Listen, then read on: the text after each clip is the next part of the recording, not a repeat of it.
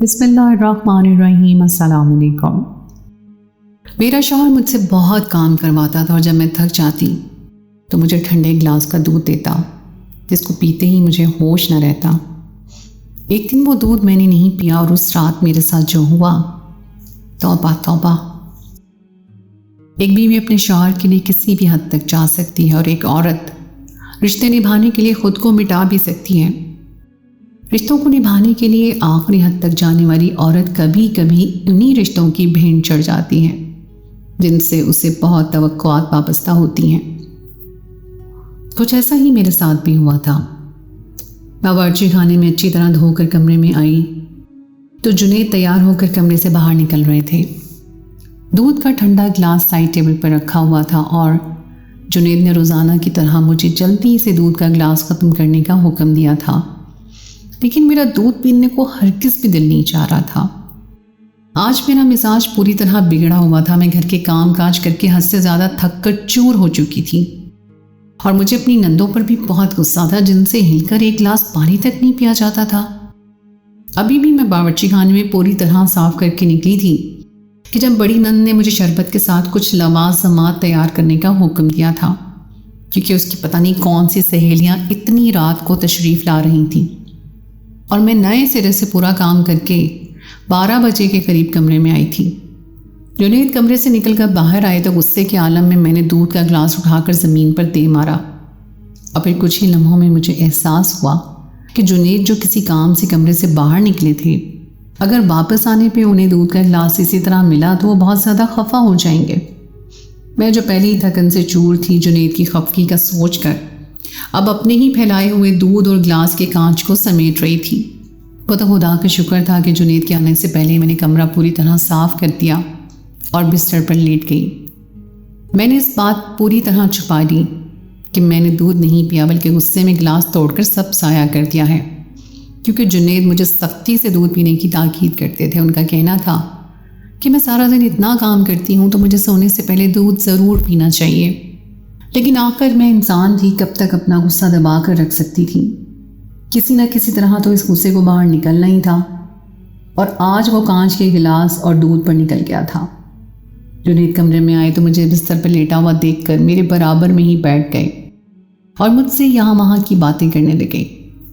क्योंकि मेरा मिजाज बहुत ज़्यादा ख़राब था, इसलिए मैंने उनकी बातें सुनते सुनते अपनी आंखें बंद कर ली। मैं नहीं चाहती थी कि मैं उनसे कोई भी बात करूं और किसी भी बात पर मेरा उनका झगड़ा हो जाए। रोज़ाना तो मुझे दूध पीते ही गहरी नींद आ जाया करती थी, लेकिन आज पता नहीं क्यों मुझे नींद ही नहीं आ रही थी। शायद ये दूध ना पीने का असर था या फिर मेरे गुस्से का नतीजा। मुझे समझ नहीं आया था कि मुझे आंखें बंद किए लेटे हुए कुछ ही देर गुजरी थी। जुनैद को लगा कि मैं सो चुकी हूँ, शायद इसलिए वो खामोश हो गए। और फिर उस रात मुझ पर एक ऐसी क़यामत टूटी थी कि मेरे होश उड़ गए। मैं सोच भी नहीं सकती थी कि मेरा शौहर मेरे साथ इतना बड़ा खेल खेल सकता है। जिम्मेदारियों के बोझ और मोहब्बत के नाम पर जो कुछ मेरे शौहर ने मेरे साथ किया था वो नाकाबिले बयान था। उस रात का एक पल दहला देने वाला था और उस रात मुझे पहली दफ़ा इस बात का इल्म हुआ था कि मेरा शौहर क्यों मुझे हर रात ठंडे दूध का गिलास इतनी मोहब्बत से पिलाया करता था। जो कुछ उस रात हुआ था उसके बाद तो मेरे लिए अपने पैरों पे खड़ा होना भी मुश्किल हो गया था।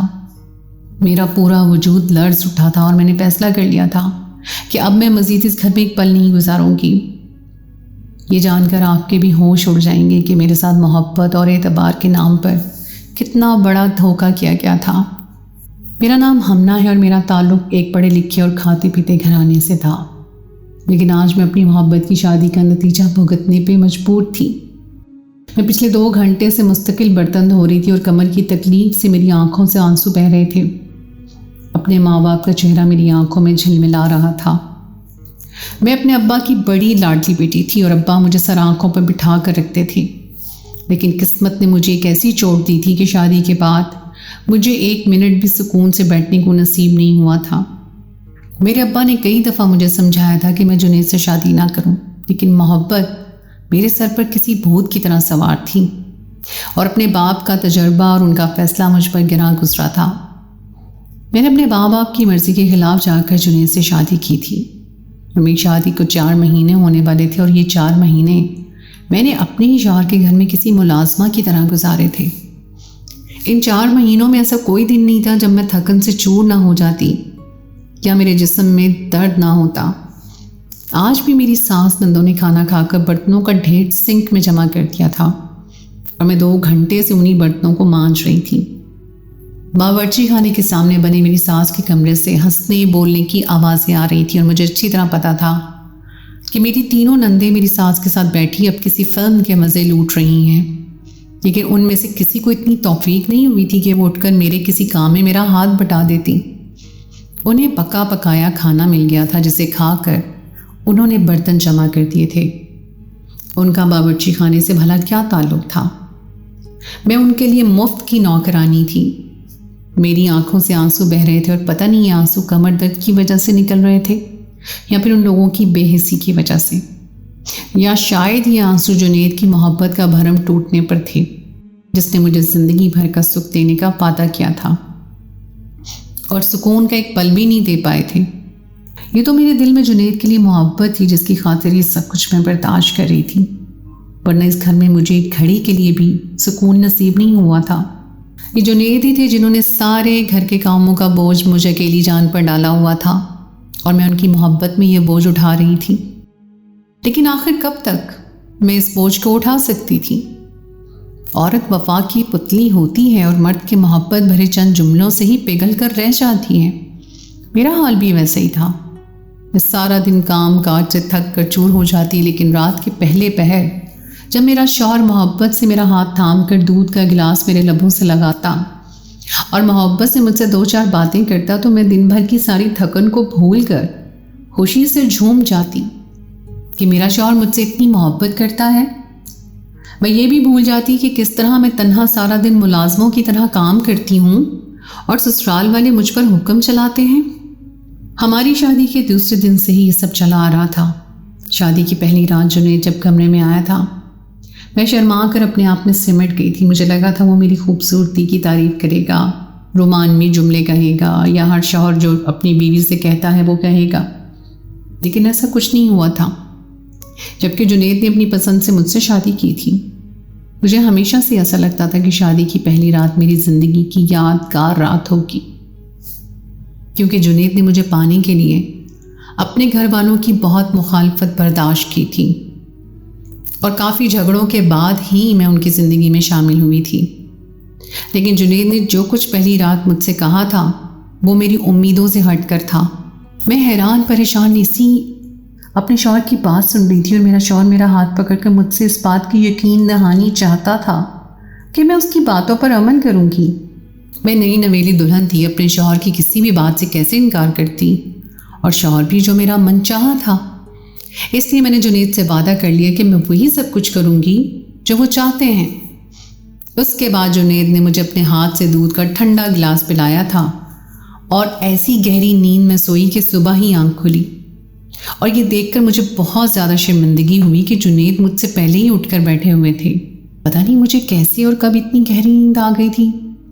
मैंने शर्मिंदगी से जुनैद से माजरत की तो वह बहुत अजीब सी नज़रों से मेरी तरफ देखते हुए कहने लगे, शादी की पहली रात भी कोई सोता है क्या? शायद तुम बहुत ज़्यादा थकी हुई थी इसलिए इतनी गहरी नींद लग गई होगी। जुनैद ने खुद ही अपने सवाल का जवाब भी दे दिया और फिर नॉर्मल से अंदाज में बात करने लगे। शादी के बाद वलीमे की तकरीब भी निमट गई थी और जुनैद ने मुझे वलीमे की तकरीब में भी याद दिलाया था कि मैंने उनसे जो वादा किया है वो पूरा करना होगा। मैंने फ़ौरन हाँ में सर हिला दिया था। मैं एक पढ़ी लिखी और समझदार लड़की थी और जानती थी कि शौहर की फर्माबरदारी में ही मेरी खुशी है। वलीमे के अगले दिन से ही मैंने अपने वादे को पूरा करना शुरू कर दिया था। शादी की रात जुनैद ने मुझसे ये वादा लिया था कि मैं दिन रात उसके घर वालों की खिदमत करूँगी और घर के सारे काम काज अपने ज़िम्मे ले लूँगी ताकि जल्द से जल्द उनके घर वालों का दिल जीत सकूँ और हम एक खुशहाल ज़िंदगी गुजार सकें। जुनैद का कहना था कि वो सास बहू के रिवायती झगड़ों को अपने घर में बर्दाश्त नहीं कर सकते और इसीलिए मुझे अपने आराम और सुकून की कुर्बानी देकर इस घर को अपना बनाना होगा। उनकी बात भी कुछ ऐसी गलत भी नहीं थी। उन्होंने मुझे पाने के लिए अपनी माँ बहनों को नाराज़ किया था, इसलिए मुझे उनसे वादा करने में और उनकी बात मानने में कोई परेशानी नहीं थी। लेकिन जैसे जैसे दिन गुजर रहे थे मुझे एहसास हो रहा था कि मैं इंसान नहीं बल्कि एक मशीन बन चुकी हूँ। फजर की नमाज के बाद से जो मैं घर के कामों में मसरूफ़ होती तो रात 11 बजे तक भी मुझे फुर्सत नहीं मिलती थी।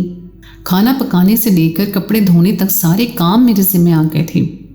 घर में मेरी 3 कुंवारी नंदे भी मौजूद थी, लेकिन वो सब की सब आराम पसंद थी और हर वक्त मेरी सास के साथ बैठी हंसी मजाक में मसरूफ़ रहती थी या फिर अपने कमरे में पड़ी सोती रहती थी और मैं तनहा सारे घर की जिम्मेदारियां उठा रही थी। मैं अपनी नंदों को देखती तो हैरान रह जाती। उनको देखकर लगता ही नहीं था कि वो मिडिल क्लास घराने से हैं। हर वक्त खूब सच कर नए नए जोड़े पहनकर ऐसे तैयार रहती जैसे अभी किसी तकरीब में जाने वाली हों, और मेरी सास उम्र के इस हिस्से में भी तैयार होकर बिस्तर तोड़ती रहती थी और पुराने ज़माने की फिल्मों के हीरो को देखकर आहें भरती थी। अगर उन लोगों से कुछ ना होता तो वो घर के काम काज थे। इसी तरह जब मेरी शादी को महीना गुजर गया और 1 महीने में ना ही मैंने अपने मैके गई ना ही मुझे सुकून की कोई घड़ियां नसीब हुई, तो एक रोज़ जुनेद से मैंने ये बात कह दी कि अपनी बहनों से कहें कि वो थोड़ा बहुत घर के कामों में मेरा हाथ बटाएं। मैं बहुत ज़्यादा थक जाती हूँ और कुछ दिन के लिए अपने घर भी जाना चाहती हूँ। मेरी बात सुनते ही जुनेद का मिजाज ख़राब हो गया और वो कहने लगे कि हम ना, तुम्हें अभी मेरे पास आए महीना ही गुजरा है और तुम अभी से ही अपने मैके जाने की बात कर रही हो। ऐसा भी तुम पर कौन सा बोझ डाल दिया गया है? घर के काम काज तो ही तो हैं। मैंने तुम्हारी खातिर सबकी मुखालफत मोल ली है, क्या तुम मेरे लिए इतना भी नहीं कर सकती? मेरी बहनें अभी छोटी हैं, मैं नहीं चाहता कि तुम्हारे होते हुए वो घर के कामों में जुट जाएं। जुनेद की इस बात पर मैं हैरान रह गई थी। उनकी 18-20 साल की बहनें उन्हें छोटी नजर आ रही थी, जबकि वो कम अज़ कम मेरी ही हम उम्र थी। और जिस तरह वो तैयार रहती थी उन्हें देखकर लगता था कि वो नई नवेली दुल्हन हो और मैं उनकी मुलाजमा। लेकिन ये सब मैं जुनेद से नहीं कह सकती थी, क्योंकि मैं पहली दफ़ा जुनेद का इतना सख्त रवैया देख रही थी, इसलिए मैं सहम गई। मेरे घर में तो आज तक कभी किसी ने मुझसे इस अंदाज में बात तक नहीं की थी और ना ही मैंने जुनेद से कभी इस रवैये की उम्मीद की थी। जुनेद की खातिर तो मैंने अपने माँ बाप तक को नाराज़ कर दिया था। मैं पढ़ी लिखी थी, प्राइवेट स्कूल में नौकरी करती थी। जब जुनेद मेरी ज़िंदगी में आया और उसने अपनी मोहब्बत का इजहार किया तो मैं खुद को खुशनसीब समझने लगी कि मुझे जुनेद जैसा खूबसूरत और मोहब्बत करने वाला इंसान मिल गया है। लेकिन मुझे क्या मालूम था कि इस शादी के बाद मुझे इस कदर कुर्बानियाँ देनी होंगी। लेकिन बात अगर सिर्फ कुर्बानियों तक रहती तो शायद मैं खामोश हो जाती, लेकिन बात तो उससे भी कहीं ज़्यादा गंभीर थी। जब भी मैं सोचती कि जुनेद से इस बारे में 2 टोक अल्फाज में बात करूंगी कि आखिर कब तक मैं इस तरह के लिए इस रिश्ते को निभाने के लिए कुर्बानी दूंगी, तब जुनेद के लहजे में चाशनी घुल जाती और वो मुझसे अपनी बेपनाह मोहब्बत का इजहार करने लगता। मैं थकी हारी कमरे में जाती तो जुनेद पहले से ही दूध का ठंडा गिलास लेकर मेरा मुंतज़िर होता और मुझे देखते ही मोहब्बत से दूध पीने के लिए देता और कहता, हमना मैं जानता हूँ मेरी वजह से तुम्हें बहुत ज़्यादा मुशक्क़त करनी पड़ रही है, लेकिन बस कुछ ही दिनों की बात है। एक दफ़ा मेरी अम्मा का दिल तुम्हारी तरफ से नरम हो जाए तो फिर मैं खुद तुम्हें सुकून भरी ज़िंदगी दूंगा। जुनेद के इस रवैये पर मैं सब कुछ हार देती और दूध का गिलास पीकर उनसे बातों में मसरूफ़ होती ही मुझे ऐसी नींद आती कि फिर मेरी आँख सुबह खुलती। मुझे समझ नहीं आता था कैसे इतनी गहरी नींद सोने लगी हूँ, जबकि शादी से पहले तो मुझे कभी इतनी गहरी नींद आती ही नहीं थी। मुझे रात में 2 दफ़ा तो लाजमी उठने की आदत थी। जब यही बात मैंने जुनेद से कही तो वो धीरे से मुस्कुरा कर कहते कि हमना, इसमें तुम्हारी क्या गलती है? तुम थक भी तो बहुत जाती हो ना। मैंने तुम पर बोझ भी बहुत डाल दिया है, सारे घर का काम तुम्हें अकेले ही करना पड़ता है। जुनेद के रवैये पर मुझे शर्मिंदगी होने लगती। वो मेरी तरफ से बहुत ज़्यादा हसास हो गए थे। उन्हें भी इस बात का एहसास था कि मुझ पर बहुत ज़्यादा जिम्मेदारियाँ आ गई हैं, लेकिन वो भी मेरी तरह मजबूर थे। इसलिए मैं जुनेद से मुस्कुरा कर कहती कि आप परेशान ना हो, आपकी खातिर मैं हर काम कर सकती हूँ। मेरी बात सुनकर उसका चेहरा खिल उठता और वो मोहब्बत से मेरा माथा चूम कर कहते, हमना, इसीलिए तो मैंने तुमसे शादी की है क्योंकि तुम दूसरी लड़कियों से बहुत मुख्तलिफ हो।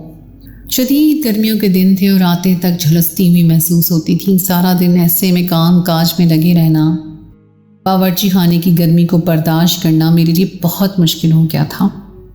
मुझे हर वक्त कमज़ोरी और गर्मी से चक्कर आने लगे थे। मेरी नंदों के कमरे में एसी मौजूद था, लेकिन मुझे वहाँ जाने की इजाज़त नहीं थी और मेरे कमरे में सिर्फ छत का पंखा चलता था। जब गर्मी मेरी बर्दाश्त से बाहर हुई तो मैंने जुनैद से कहा कि मुझे भी एसी लगवा दें, कम अज़ कम मैं रात को सुकून से सो तो सकूं।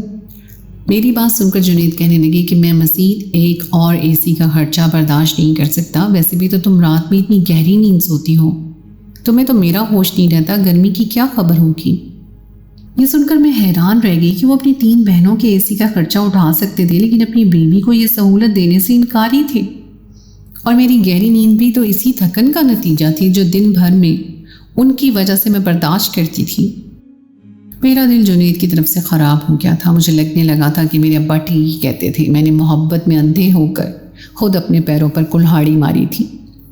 मेरे लाख इसरार और फरमाइश के बावजूद भी जुनैद ने मुझे एसी लगवा कर नहीं दिया था और मैं इसी तरह शदीद गर्मी में सारा दिन काम कर रही थी। और फिर एक रात जब मैं सारे कामों से पारे होकर कमरे में आने लगी तो मेरी बड़ी नंद ने मुझे चाय के साथ ढेर सारी चीज़ें बनाने का हुक्म जारी कर दिया और ये सुनकर मुझे गुस्सा आ गया। पहले मैंने सोचा कि मैं इनकार कर दूं, लेकिन जुनैद का ख्याल आते ही मैं खामोशी से दोबारा कामों में मसरूफ़ हो गई। मेरा सारा वजूद पसीने से शराबोर हो चुका था और मेरे लिए खड़े रहना भी मुश्किल हो गया था। मैंने जैसे तैसे ट्रे लगाई और अपनी बड़ी नंद को आवाज़ दी, क्योंकि उनके कमरे में जाने की मुझे इजाज़त नहीं थी। और फिर खुद अपने कमरे में चली आई और सारा गुस्सा दूध के गिलास पर निकाल दिया। जुनैद कमरे में आए तो मैंने जानबूझकर उनसे कोई बात नहीं की और आंखें बंद करके लेट गई। कुछ ही देर गुजरी थी कि जुनैद वापस कमरे से बाहर चले गए। फिर काफ़ी देर तक वो वापस ना लौटे तो मैं हैरान रह गई कि इतनी रात के जुनैद कहाँ गए हैं। और उससे भी ज़्यादा हैरत मुझे इन आवाज़ों पर हो रही थी जो उस वक्त बाहर से मेरे कमरे में आ रही थी। ऐसा लग रहा था जैसे कोई पार्टी हो रही हो, खूब शोर शराबा और हंगामा सा महसूस हो रहा था। मैं दबे पाँव अपने कमरे के दरवाजे तक आई और ज़रा सा दरवाज़ा खोलकर बाहर देखा तो पूरा घर रोशन नज़र आ रहा था। रात के इस वक्त घर की सारी लाइटें इस तरह जल रही थी जैसे दिन निकला हो। और फिर मुझे 2-3 मर्द नज़र आए जो मेरी नंदों के गलों में हाथ डाले शराब के नशे में धुत उनके कमरों में जा रहे थे। मेरी नंदें रात के इस पहर भी दुल्हनों की तरह सजी हुई थीं और उनके अंदाज बता रहे थे कि वो शरीफ घराने की लड़कियां नहीं हैं। उन शराब में डूबे आदमियों और अपनी नंदों का ये हाल देखकर मेरे कदमों तले से ज़मीन निकल गई थी। मेरे लिए यहाँ खड़े रहना भी मुश्किल हो गया था और ये सोचकर मैं कांप उठी थी कि मैं जिस घर में रहती हूँ वहाँ हर रात शायद यही सब कुछ होता है। इसीलिए मेरा शौहर मुझे गहरी नींद सुला देता है। काफ़ी देर बाद जुनैद कमरे में आया और मुझे जागता हुआ देखकर उसके चेहरे का रंग बदल गया। वो हैरत से पूछने लगा, हमना तुम सोई नहीं हो? मैंने काट खाने वाली नज़रों से जुनैद को देखा और कहा कि नहीं, आज मैं सोई नहीं हूँ, बल्कि आज तो मैं जाग गई हूँ। मैं तुम्हारे और तुम्हारे घर वालों की हकीकत जान गई हूँ। अब तुम मुझे बताओ, ये शराब के नशे में डूबे आदमी क्या इसी तरह रोज़ तुम्हारे घर आते हैं और तुम्हारी बहनों के साथ अयाशी करते हैं? तुम कितने बेगैरत इंसान हो जो अपनी बहनों को इस गलीज़ काम से नहीं रोकते, बल्कि मुझे नींद की दवाई देकर इस गुनाह को छुपाते हो। मेरी बात सुनकर जुनैद ने पहले तो गुस्से में मुझे खामोश करवाने की कोशिश की, लेकिन जब उसे एहसास हुआ कि मैं इस बात को किसी सूरत बर्दाश्त नहीं करूँगी तो वो मेरे कदमों में बैठ गया और ऐसी सच्चाई बयान की कि मेरे होश उड़ गए। जुनैद की आंखों में आंसू थे और वो कह रहा था कि इस घर में रहने वाली 3 लड़कियां उसकी बहनें नहीं हैं और ना ही अम्मा उसकी सगी माँ है। जब जुनैद बहुत छोटा था उसके माँ बाप मर चुके थे और उसी में उसके चचा ने लाकर इस दहलीज पर उसे छोड़ दिया। ये तवाइफों का घर था और जिसे जुनैद अपनी माँ कहता था वो एक तवाइफ थी जिसने अपनी बेटियों के साथ साथ जुनैद को भी पाला था और उसे एक अच्छी ज़िंदगी दी। ना अपना काम छोड़ा और ना अपनी बेटियों को अपने काम से अलग किया। जुनैद ने बहुत कोशिश की थी कि उसकी ये माँ गलत काम को छोड़ दे, लेकिन उसकी माँ का कहना था कि वो हमेशा से यही काम करती आई है और उसके अलावा और कुछ नहीं कर सकती। उसने अपनी बेटियों को भी अपने ही काम में लगाया था। वो 3 लड़कियां जिनको मैं अपनी नंदे समझती थी वो 3 तवाइफ में थी। वो दिन भर आराम करती थी और रात भर अपने ग्राहकों को खुश करने का काम करती थी। जुनैद ने सारी ज़िंदगी उन्हें लोगों के दरमियान गुजारी थी, इसलिए अब उसे ये सब देखने की आदत हो गई थी। जब वो मुझे रुखसत करवा कर यहाँ लाया तो उसे डर था कि मैं उसके घर वालों की हकीकत जानकर उसे छोड़ ना दूँ। इसीलिए उसने मुझे जानबूझकर नींद की दवा देनी शुरू की और दिन भर घर के कामों का बोझ भी इसीलिए मुझ पर डाल देता ताकि मैं यहाँ वहाँ ध्यान न दे सकूं और मुझ पर कभी सच्चाई ना खुल सके। जुनैद रोते हुए कहने लगा कि उसने मुझे हलाल के पैसों से अपनी बीवी बनाकर रखा है। वो मेरी सारी ख्वाहिशों को पूरा नहीं कर सकता और ना ही एसी का खर्चा उठा सकता है, जबकि उसकी अम्मा और बहनें अपना खर्चा खुद उठाती हैं और जुनैद की नज़र में वो पैसा हलाल नहीं है। जुनैद कह रहा था कि जब अम्मा ने मुझे बताया उस वक्त उन लोगों के सिवा भरी दुनिया में मेरा कोई नहीं था, इसलिए बड़ा होने के बाद उन लोगों को छोड़कर जाना मेरे बस में नहीं था और ना ही मैं तुम्हें छोड़ सकता था, इसलिए मैंने हर वो काम किया जो मुझे नहीं करना चाहिए था। मैं बेबसी के आलम में जुनैद को देख रही थी। उसके आंसू बता रहे थे कि वो सच कह रहा है, लेकिन एक ऐसे घर में रहना मेरे लिए मुमकिन नहीं था जहाँ औरतें रात को अपना वजूद बेचा करती थीं। मैंने उसे कहा कि वो उन लोगों के साथ ताल्लुक़ रखना चाहता है तो ज़रूर रखे, लेकिन मैं इस घर में मज़ीद नहीं रह सकती। वो मुझे इन लोगों से अलहदा रखे, नहीं तो मैं अभी और इसी वक्त अपने घर लौट जाऊंगी।